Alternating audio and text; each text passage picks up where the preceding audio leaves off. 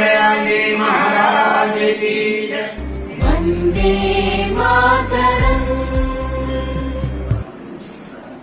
जन गण मन अधिनायक जय हे भारत भाग्य विधाता।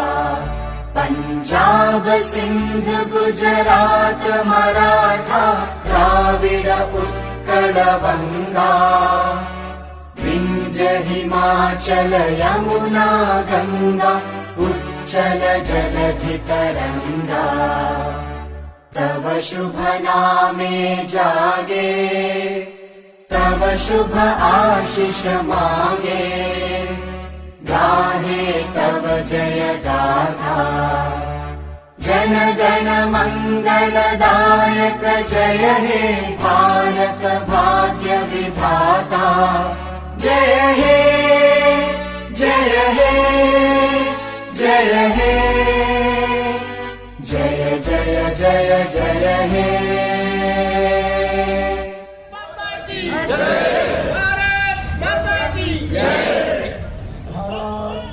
की भारत माता की भारत माता की वंदे वंदे वंदे।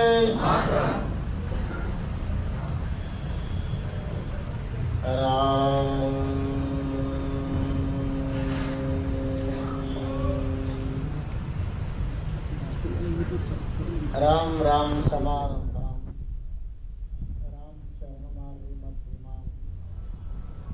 अस्मद् आचार्य पर्यन्तं वंदे गुरुं परंपराम्। यं सेवा समुपासते शिव इति ब्रह्मेति वेदान्तिनो बौद्धः बुद्ध इति प्रमाणपटवः कहते न्यायिको अरहं नित्यतजेन शासनरता कर्मेति मानसिको। सोयं नवदनाद ददात वांछित फलम त्रैलोक्यनाथो हरि।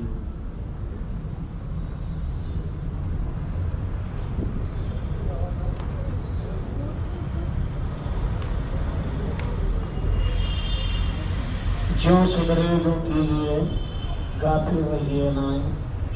रामचरण गाफिल रहा फिर 84 माए। 74वें लोकतंत्र पर्व पर संपूर्ण भारत राष्ट्र को हार्दिक बधाई।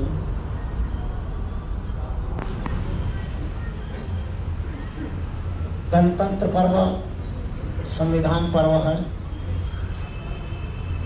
सुविदित है सारे राष्ट्र को आज के दिन ही भारतीय संविधान का शुभारंभ हुआ था। संविधान अनुशासन और मर्यादा का पाठ पढ़ाने वाला पर्व है।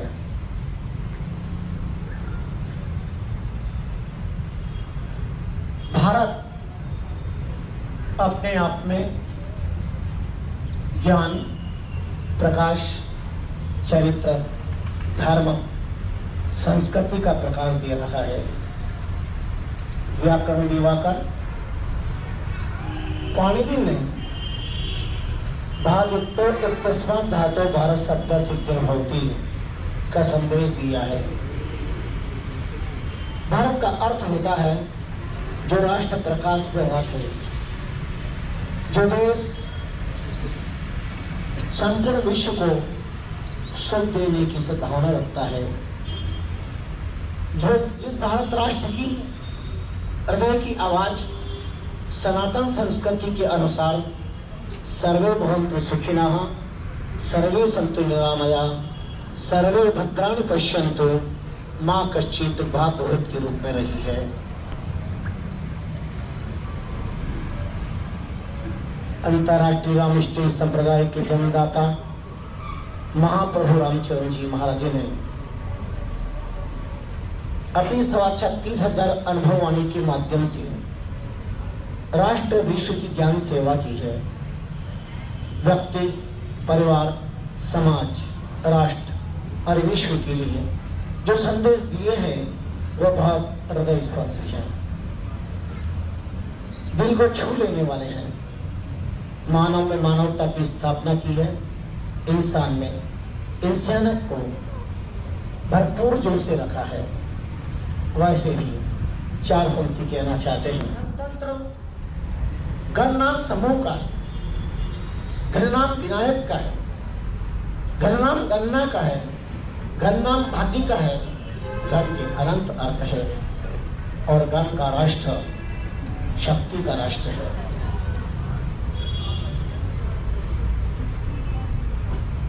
जीवन स्वयं का हो या समाज का या राष्ट्र का, उसके लिए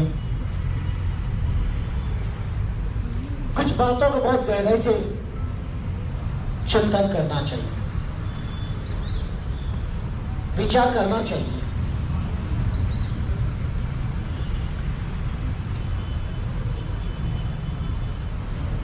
पहले अनुशासन फिर शासन। अपने ही जीवन में जो अपने ही लिए अनुशासन नहीं रख सकते, वो आगे सफलतापूर्वक कोई भी कदम नहीं बढ़ा सकते। जहां तक चिंतकों का मानना है व्यक्तिगत जागृत है तो परिवार जागृत है, और परिवार जागृत है तो समाज जागृत है, और समाज जागृत है तो राष्ट्र जागृत है। इसका अर्थ हुआ सबसे पहले व्यक्ति को स्वयं जगना होगा। इसका अर्थ हुआ व्यक्ति को सभी ओर से स्वयं को बचाना होगा कि परिवार समाज राष्ट्र को बचाने के लिए वो प्रयास कर पाएगा। बहुधा भौतिक शक्ति का परीक्षण करने के लिए कई बार छोटे छोटे उदाहरण दिए जाते हैं। मानो कोई व्यक्ति नौका में बैठा है, पत्नी है, माँ है, बेटी है, और नौका विहार कर अचानक तूफान आ गया, नौका लड़खड़ाई और सब डूब गए, पानी में डूब रहे हैं, तो पहले किसे बचाएगा? सहसा व्यक्ति संकोच से, लोकलाज से, तबाक से कहेगा मैं पहले मां को बचाऊंगा। किंतु यह धारणा उसे केवल समाज में एक आदर्श प्रस्तुत करने के लिए कहनी पड़ रही है। हो सकता तो ये कहे पहले मैं बेटी बचाऊंगा, पत्नी बचाऊंगा, लेकिन सच ये है कि पहले उसे अपने आप को बचाना होगा। जब वही नहीं बचेगा तो न पत्नी, न माँ और न बेटी कुछ भी नहीं बच पाएगा। अतः जिस प्रकार ये उदाहरण सिद्ध करता है, उसी प्रकार सबसे पहले व्यक्ति स्वयं जागृत हो, स्वयं पर अनुशासन रखे। मुझे कितने बजे उठना है, कितने बजे कार्य करना, कितने बजे जाना है, समय का पालन, संयम का पालन। एक महात्मा से पूछा कि कर्म और भाग्य इन दोनों में कौन श्रेष्ठ है, कौन सा महान है? सन बड़े खुश मिजाजी थे, उन्होंने बहुत अच्छा सा उदाहरण दिया। क्या कभी बैंक के लॉकर की तरफ देखा है? बैंक में लॉकर होता है और उसकी दो चाबियां होती है। एक चाबी खुद के पास होती है, एक चाबी मैनेजर के पास होती है। खुद के पास जो चाबी है वो परिश्रम, वो कर्म, और मैनेजर के पास जो चाबी है वो भाग्य, वो भगवान। ऐसा ना हो कि भगवान भाग्य की चाबी लगाता रहे और व्यक्ति अगर अपने पुरुषार्थ कर्म की चाबी न लगाए और लाकर खुलने से रह जाए। इसलिए पुरुषार्थ पाना बहुत जरूरी है। अगर आप पुरुषार्थ करते रहेंगे तो प्रारब्ध भगवान की कृपा कब हो जाएगी पता नहीं। इसलिए दोनों की अपनी जगह आवश्यकता है। भाग्य भरोसे भी नहीं रह जा सकता और पुरुषार्थ ही होकर के भी नहीं रह जा सकता। आज नितांत अनिवार्य है हम पुरुषार्थ परायण बने। प्रारब्ध अपने आप बलवान हो जाएगा, भगवत कृपा हो जाएगी। जहां कभी कभी कहीं हम नजर डालते हैं, चाहे परिवार का विकास हो, समाज का विकास हो, अस्पताल का विकास हो, राष्ट्र का विकास हो, उस विकास की गहराई में पहले नजर देखेंगे तो सचमुच परिश्रम कुशल।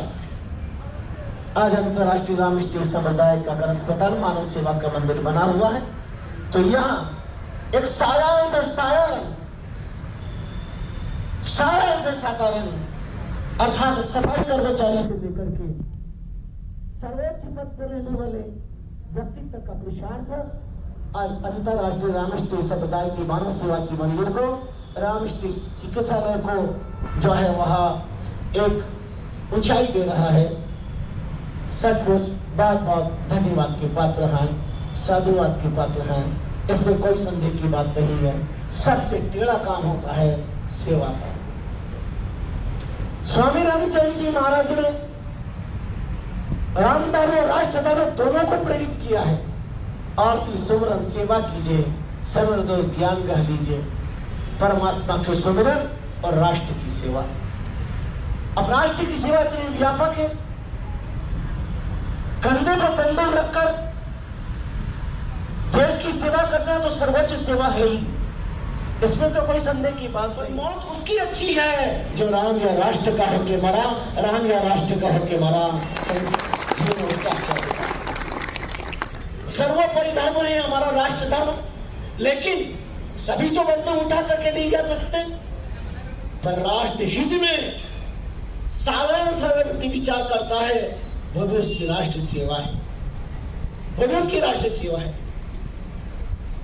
अगर एक तिरंगा कहीं लगाते लगा के चढ़े गिर गया कागज का भी और उसे उठा लिया, ये भी राष्ट्र धर्म परायण सेवा है, ये भी राष्ट्र सेवा है, क्योंकि ताकि वो तिरंगा के प्रति अपना सम्मान है, अपनी आत्मीयता है, अपना धर्म है।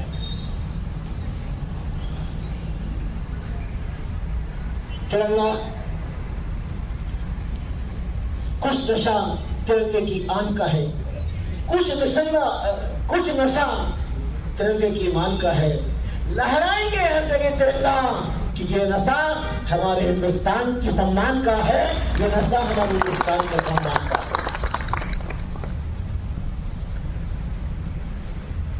3 रंग बताने वाला ये तिरंगा आज ऐसे ही नहीं लहरा रहा है। शहीद की शहादत पर रणबहादुरों के भीतर के देशभक्ति के जज्बे ने महात्मा की आन बान शान के लिए हंसते हंसते मुस्कुराते हुए अपने जान का बलिदान दिया है।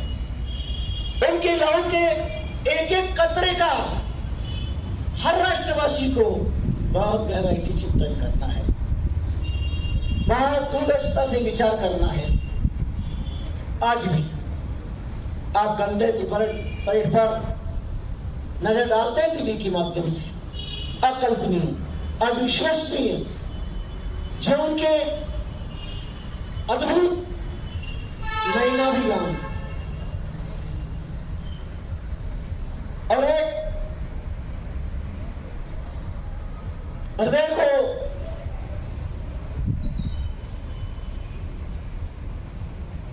कल्पना से भरपूर कर देने वाले करिश्मे बताते हैं, वो भी तो इंसानी। बर्फ की पहाड़ियों में चांद को हथेली पे लेकर के केवल उनके सामने कोई लक्ष्य है तो राष्ट्र, उनका राम ही देश है और ये सच है। उनके भीतर जो भावना होती है, 2 पंक्ति में यही कहना चाहूंगा, हर शरीर, हर राष्ट्रभक्ति के भीतर क्या भावना,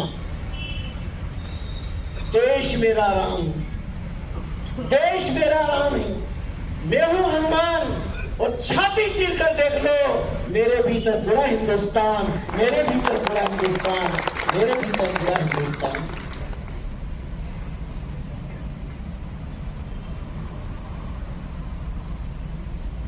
समय बहुत गतिशील है,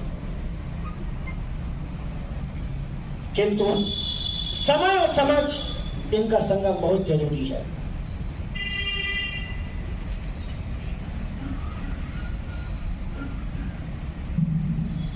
समय रहते समझ नहीं सकते, समझ में नहीं आ पाती, न व्यक्ति का अपना जीवन, न परिवार का, न समाज, न राष्ट्र का। और जब समझ आती है तब समय जवाब दे दिया करता है। इसलिए समय रहते समझ जाए, यही परमात्मा की बहुत बड़ी कृपा है स्वयं को, समाज को और राष्ट्र को। हमारे अनगिनत प्रश्न हमारे सामने खड़े होते हैं, पर हम अपने जीवन में चरितार्थ करने में बहुत ज्यादा टाइम लगा लेते हैं। बात वैसी होती है जैसे व्यक्ति को बीमार हो गया और डॉक्टर के पास जाए और डॉक्टर ना देखे और दवा लिख दे, और दवा का पन्ना लेके पतले कागज लेके वो चल दे और 50 कदम जाकर के वापस आए और कहे डॉक्टर साहब से, डॉक्टर साहब आप बहुत अच्छे हैं, भगवान के रूप हैं, आपने दवा बहुत अच्छी लिखी है, लेकिन डॉक्टर साहब आपने ये नहीं बताया कि दवा लेनी कब है। डॉक्टर साहब ने कहा बताता कैसे, दवा लिखिए पन्ना लेके तू चला गया, चल सुबह शाम ले लेना। वापस गया और 10-60 कदम गए, वापस लौट कर आया। डॉक्टर साहब आप बहुत अच्छे डॉक्टर साहब, आपने बहुत अच्छी दवा लिखी है। डॉक्टर साहब दवा सुबह शाम लेनी है, समझ में आ गया, पर डॉक्टर साहब आपने ये नहीं बताया कि दवा लेनी किससे है, दूध से या पानी से। डॉक्टर साहब ने कहा अरे दवा ले ले, दूध और पानी क्या, तो दवा तो दूध से भी पेट में जाएगी, पानी से भी पेट में जाएगी, चल दूध से ले लेना। तो डॉक्टर साहब आप ये बात पहले क्यों नहीं बताई? बोले फीस कहाँ दी? बोले कितने? बोले 20 रुपए। ये लो 20। चला गया, 70 कदम जाकर के वापस आया। बोले डॉक्टर साहब, बोले भाई अब क्या बाकी रही है? नहीं डॉक्टर साहब आप बहुत अच्छे हैं, भगवान आपको हजारों साल धरती पर रखे, आप मानव सेवा करें, आपने दवा बहुत अच्छी लिखी है और सुबह शाम लेना समझ में आ गई और दूध से लेना ये भी समझ में आ गई, पर आपने ये नहीं बताया कि गाय के दूध से लेनी है कि भैंस के दूध से लेनी है। अरे डॉक्टर साहब ने कहा दूध तो दूध है, गाय और भैंस का क्या होता है? दूध और दूध होता है, गाय के दूध से ले लेना। 100 कदम गया और वापस आया। डॉक्टर साहब अब क्या हो गया भाई, तू मुझे बीमार करने आया है या तेरी बीमारी मिटाने आया है? बोले नहीं आप डॉक्टर साहब अब भगवान की रूप में दवा आपने अच्छी लिखी है, सुबह शाम लेनी है और गाय के दूध से लेनी है, पर डॉक्टर साहब आपने ये नहीं बताया कि गर्म दूध से लेनी है कि ठंडे दूध से लेनी है। अरे डॉक्टर साहब ने गर्म और ठंडा किया जाएगा, दूध पेट में ही ले लेना, शाम को गर्म दूध से ले लेना, सुबह ठंडे दूध से ले जाना। जा पर वो थोड़ी दूर गया और वापस आया। बोले डॉक्टर साहब क्षमा करें डॉक्टर साहब, भगवान के रूप में आपके हाथ जोड़ता हूँ, दवा अच्छी लिखी है, सुबह शाम लेनी है, दूध से लेनी है, गाय के दूध से लेनी है और शाम को गर्म दूध से, सुबह ठंडे दूध से। लेकिन डॉक्टर साहब आपने ये नहीं बताया कौन से गाय के दूध से लेनी है, लाल गाय के दूध से लेनी है कि सफेद गाय के दूध से कि काली गाय के दूध से। अरे पागल दूध गाय सब भिन्न रंग की, दूध एक ही है, कपिला गाय के दूध से ले लेना।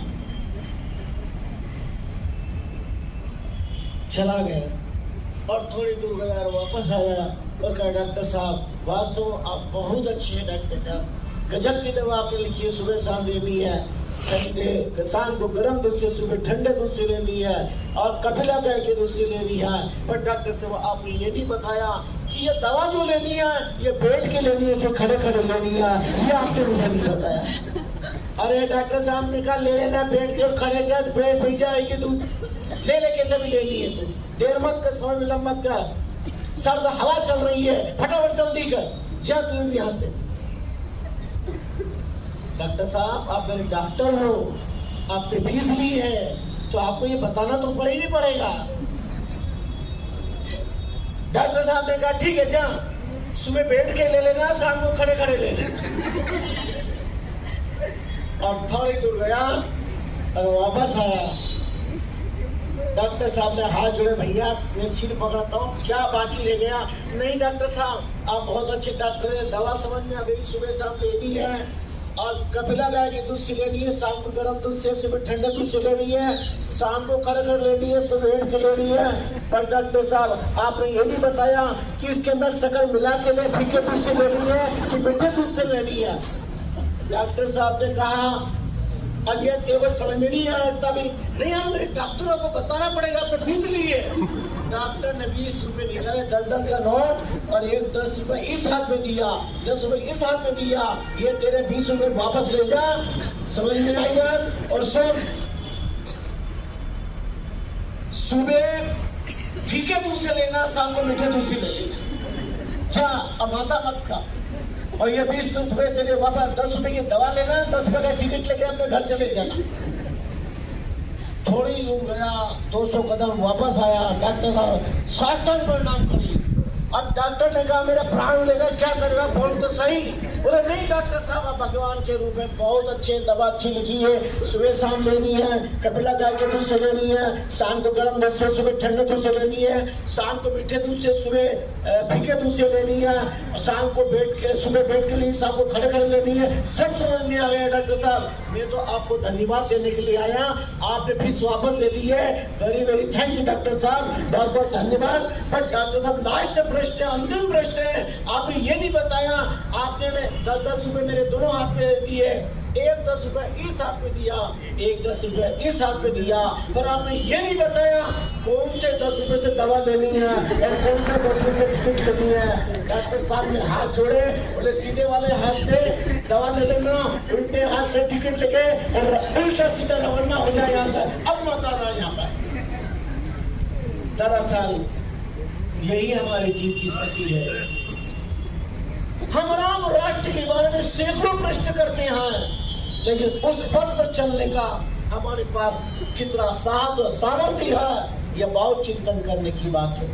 वस्तुतः हम चाहे भक्त राम भक्ति का रास्ता हो, राष्ट्र भक्ति का रास्ता हो, लेकिन हम कितने अनुशासन मर्यादाबद्ध होकर के चल रहे हैं, ये भीतर झांक कर हमें जरूर देखना चाहिए, विचार करना चाहिए, चिंतन करना चाहिए। गणतंत्र पर्व प्रतिवर्ष सबसे बड़ा लोकतंत्र पर्व है हमारा भारत राष्ट्र का। आज जो गुलाम हुंकार है, जिन्होंने अपने सीने पर गोलियां झेली है, आज शरीर उनका नहीं है, पर भारत की माटी के कण कण के अंदर उनकी शहादत समाई हुई है। उन शहीदों को हम सलाम करते हैं, उन रणबांकुरों को हम अभिवादन करते हैं, प्रणाम करते हैं। वीरों और वीरांगनाओं का ये भारत राष्ट्र है। कौन भूल सकता है चंद्रशेखर आजाद, भगत सिंह, राजगुरु भट्ट के सरदार? कौन भूल सकता है हमारे नजरूगा झांसी की रानी?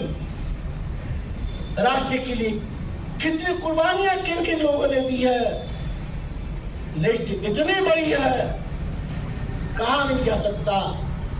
किंतु आज शहीदों का पर्व है, उनके अभिवादन का ही हमारा सर्वोच्च धर्म है।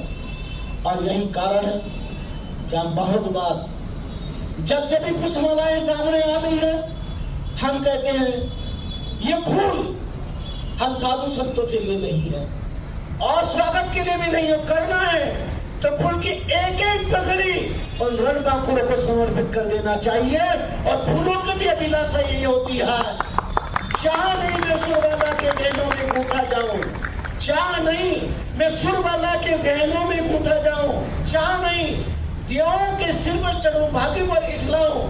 हे वनमाली मुझे तोड़ लेना, उच्च पथ पर देना तुम फेंक, मातृभूमि पर शीश चढ़ाने, जिस पथ जावे वीर अनेक, जिस पथ जावे वीर अनेक। अर्थात वो स्वागत की योग्य होते हैं। मैं संपूर्ण राम चिकित्सालय परिवार के प्रति मंगल कामना करता हूं, मेरे संपूर्ण डॉक्टर स्वागत के प्रति, जिनका दिल, दिमाग और दृष्टि दूसरे के दिल, दिमाग और दृष्टि को देखने की, दिमाग को सोचने की, और दिल को राष्ट्र सेवा की करने के लिए जीवित रखने की इजाजत देते हैं। मैं वो नर्सिंग स्टाफ को बहुत बहुत धन्यवाद दूंगा।